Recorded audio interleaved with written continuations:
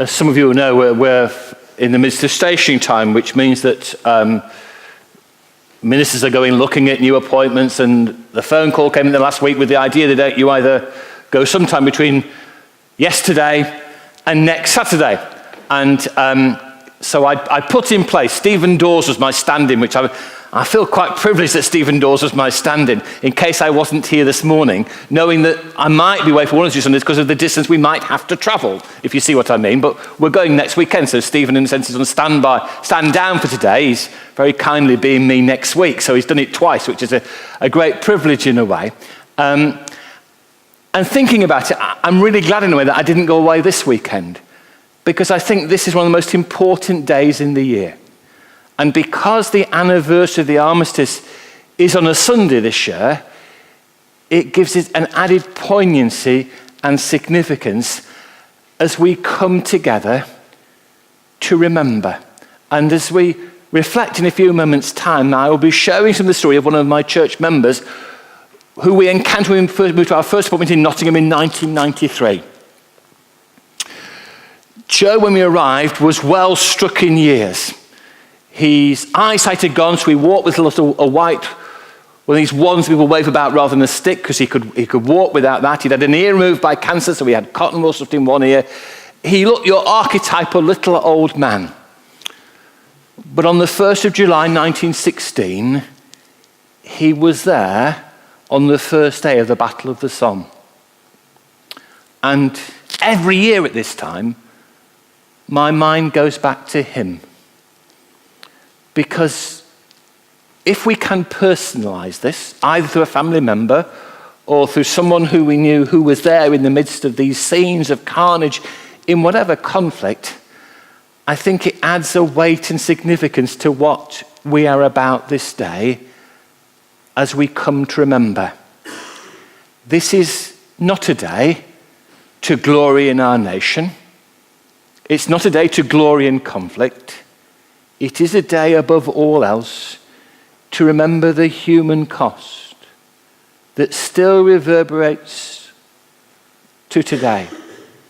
As people look back to the conflicts that have been through this century and going back, and remember that the pain is still raw and real. The sense of loss of pain is still significant. Joe died at the age of 101 and a half. And he still had nightmares because of what he'd experienced in 1916. And that reminds us that whoever wins a war, there is never really a victor, because there is always an immense human cost that we are invited to remember. So as the 11th hour arrives, I invite you to stand.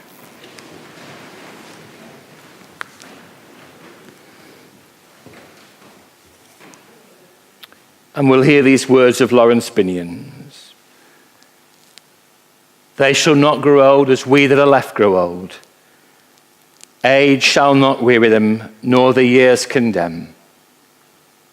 At the going down of the sun and in the morning, we will remember them. We will remember them.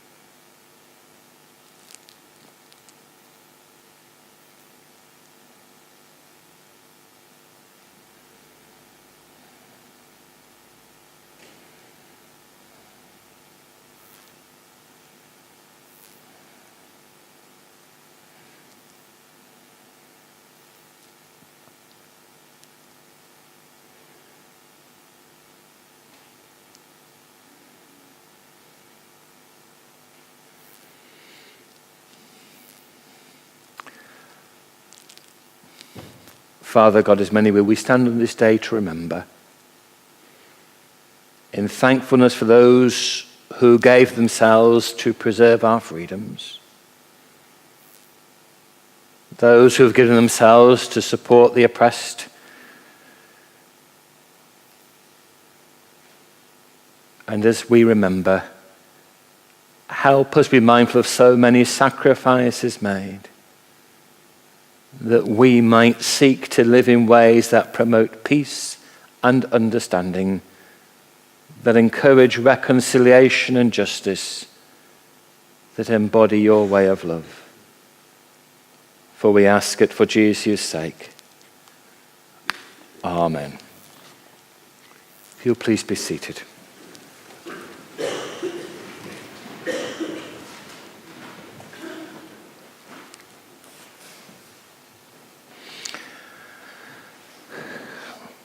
So this little seemingly frail old man, about that tall, maybe a bit bigger, but not particularly tall, not in any sense looking like a hero, someone who'd survived one of the greatest tragedies of human history.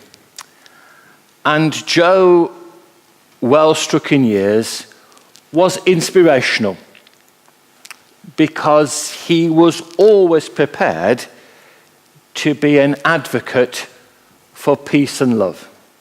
He would tell you very little about his experiences because he said it was too horrible, too awful to allow words for. 80 years later, he still couldn't find the words to express what he had gone through. It was an unimaginable horror. But he would tell you that it was on that first day of July in 1916 that he really understood the message of Jesus for the first time. In the midst of that blood-splattered field, he discovered the Christ who loved him and gave himself for him, because he recognized the importance of love. That passage that we read from John's Gospel would have brought a smile to Joe's face because he knew that love was the solution to many of humanity's problems. So we're going to go on a journey in part inspired by Joe as we reflect upon what today is about, what it says to us as people of faith, and how it encourages us to go and live out there in the world. So first, some thoughts about remembrance. There have been discussions in the papers and in other places about whether today should, in a sense, allow us to draw a line, whether we should set aside this act of remembrance that we've been doing for 100 years and leave it aside and move on to some new avenue. Some of the papers have been suggesting this. Others have been reflecting upon its significance and its need to continue. I can remember Joe turning up on Remembrance Sunday with his small row of medals, with his regimental beret on his hat and his head, and you would see the tears that came for those who had fallen. That first day of the Battle of the Somme, in total, they think about 47,000 men died. British, French, Commonwealth, German, whoever, 47,000. And as Joe remembered that scene of slaughter, he would then always pose questions afterwards about whether the world had moved on. The Second World War came. There have been continuing conflicts where nations have fallen into dispute with nations. Conflicts, and so they're replicated all around the world as people fall out. We don't seem to have learnt the lesson of the pain and anguish that conflict brings.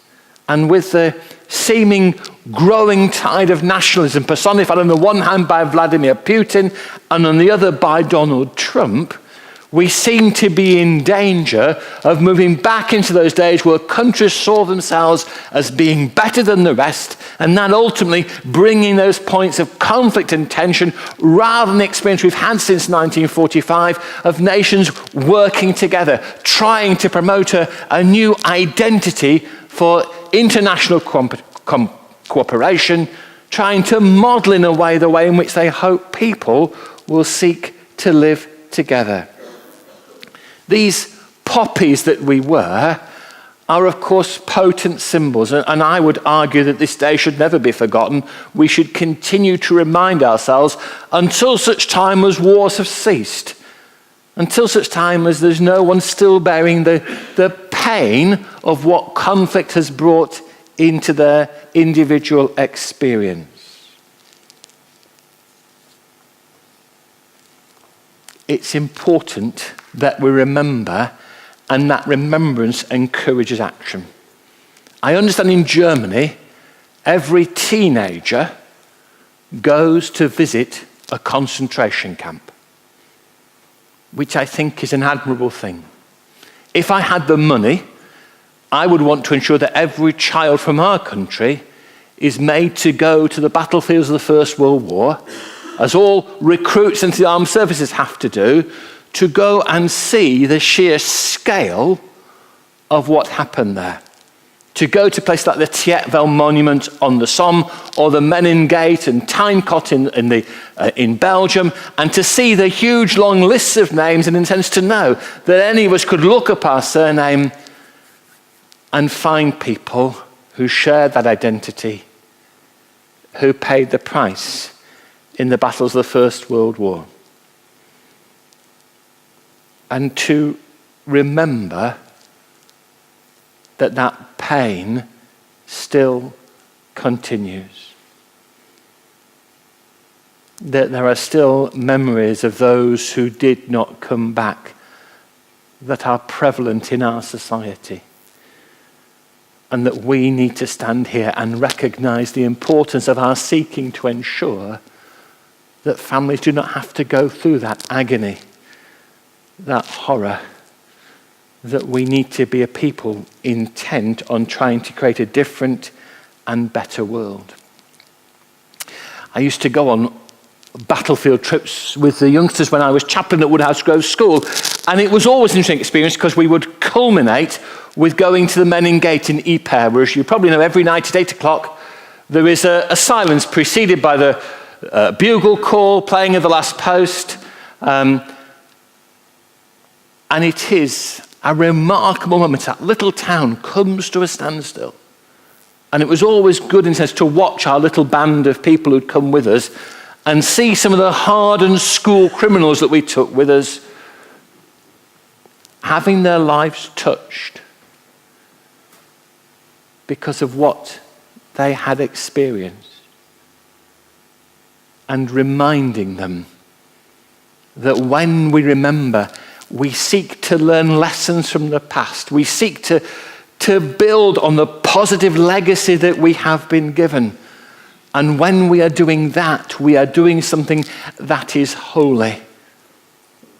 When we are arguing for conflict, when we are seeking to bring dissension, then we're doing something far from what we should be about. So today is about remembrance. It's also, in a way, about peace. Just before we arrived in Nottingham, Joe had moved out of his own home because it was getting dangerous. His eyesight had gone and he couldn't tell whether the gas was on or not, so he moved into the local Methodist home. And he was a very wise man, because you would go and see him and he would say to you something along the lines of, "This is not like home, but it's the next best alternative." He was so, in a sense, at peace with the world that he inhabited, that he was prepared to cope with things not being how we'd want them to be, the ravages of age obviously playing their part as well, but he recognized how fortunate and how blessed he was to still be amongst us, to still be sharing something of this journey of life, and giving him the chance to be an advocate. Joe despised war and conflict. He knew that however just they were in a sense an evil thing because of the pain that was created. He longed for fighting to stop. Which brings that glorious image from Micah. I think it's a really powerful passage, in part because it's repeated in Isaiah chapter 2, but because the image that it creates, it is a stunningly beautiful image of nations streaming towards Mount Zion, of nations focused upon being the people that God wants them to be, and of how the disputes between the nations are not fought on battlefields, but are resolved in the wisdom of the divine. And then this glorious, stunning picture of all these weapons of war being turned into implements of agriculture. And then that beautiful scene of everyone being able to sit in their own land, surrounded by their own bushes, trees, whatever else, and to know that was their lot. That there was no danger of an army coming rampaging round. And it goes on as this image is enhanced by the thought of the lame being restored. The exiles being invited to come home. Those who had suffered injustices, who had suffered horrors, being healed and restored. It's one of the most powerful images in the whole of the New Testament. And it speaks with a relevance today, as a relevance it has always had because of the ability of our human race to resort to conflict rather than trying to find better ways of resolving our difficulties. This city of hope offers us a powerful image of possibility. Says to us, things can be different. Our Ben got into trouble recently. He'd gone to band practice. He plays in a couple of bands, and he'd gone to one of the bands, and he had a white poppy in the lapel of his jacket that he was wearing, and the grumbling started amongst his other band members, how this was being disrespectful and everything else, as to what happened. And Ben, of course, advocated the view that what he was doing was he was promoting peace. He was recognizing the legacy of those who've given themselves, but that peace was the important message of this time. And in a way, he's right. Because if this day doesn't encourage us to be advocates for peace, then what else will? Peace has an immense beauty. When we know that our sons and daughters won't have to go to conflict, it is a beautiful thing. When we know that people are reconciled and relationships renewed, it is a beautiful thing. When we find people like Joe, who was content with his circumstances, who had found that inner peace founded on his faith, it is a beautiful thing.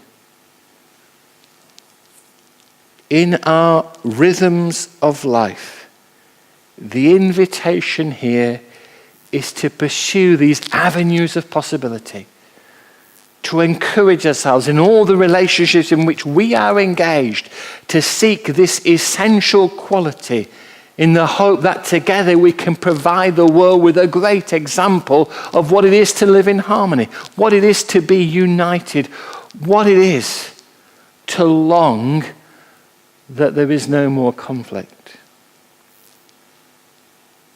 So remembrance encourages us to think of peace, and then finally, it encourages us to think of love.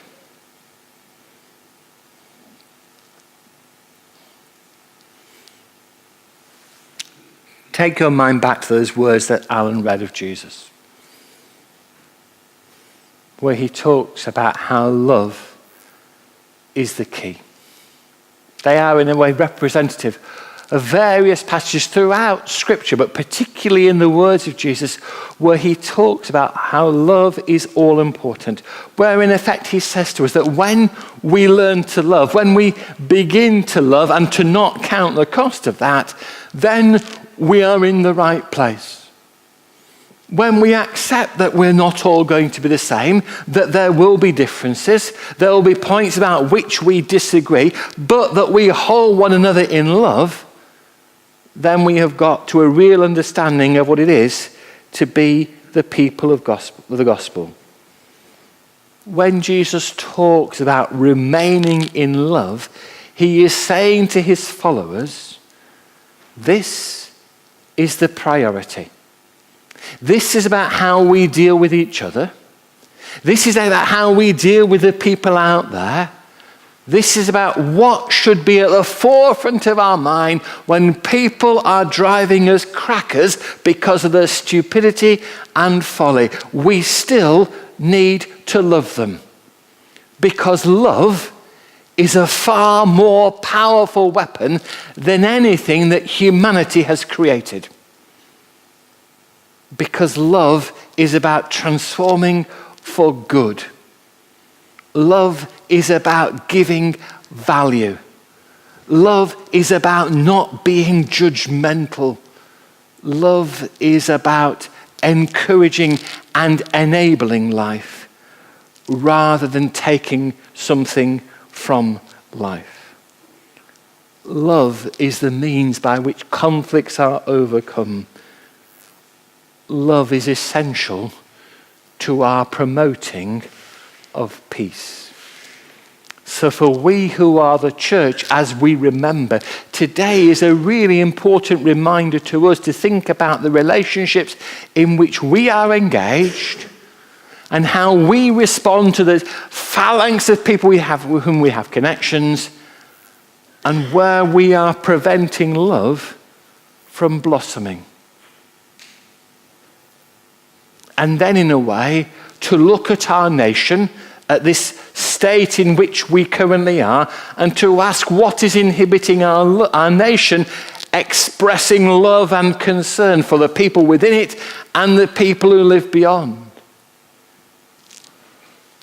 And to hope that we as a people and our country continues to be one that promotes the idea of listening, of conversation, of building a new and more hopeful future.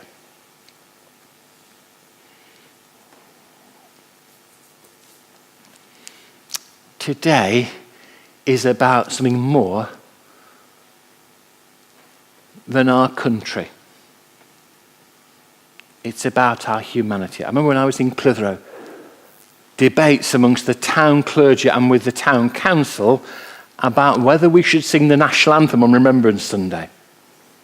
And those were saying, yes, it was really important to, and those were saying, no, hold on, we shouldn't be doing that because this isn't about the UK, this is about the world.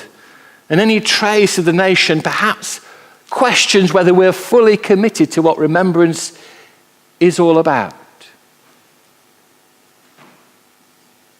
How do we personify this remembrance, this peace, this love? How do we invite the world to see that there is a different way to conflict? That there is a legacy of hope that's embodied in this little old man from Nottingham who went to war because he believed it was the right thing to do. He wanted to protect his family. Who went to war and suffered something horrendous, yet came out of it with a determination not to blame others, but to build a better world, where his faith was the incentive. One of the great things about Joe is that when you went and you had to lean right into his good ear to talk to him because he was deaf, he would always take your hand. And when you'd finish your conversation, he'd always say, "Thank you for talking to me." And it was a stunning thing, because here was this great man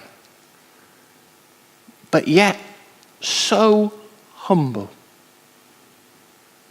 and yet so willing to do the things that spoke of love, to promote peace, and to, with purpose and with tears, to remember. It is the likes of Joe Hughes who show us what remembrance is all about. And we need to pray that we have the wisdom to follow the example of Joe and so many others in remembering, in hoping that peace will come, and seeking to build and encourage love. Amen.